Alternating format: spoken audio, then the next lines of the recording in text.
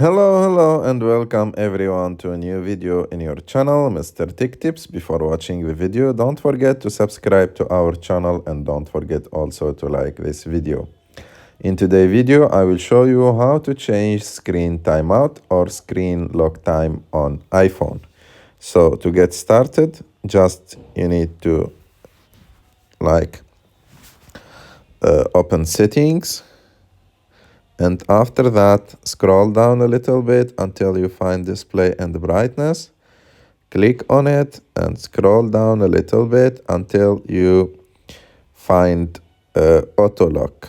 You click on it, and as you can see here, you have like multiple timeouts to choose from. You have 30 seconds, 1 minute until 5 minutes, or never.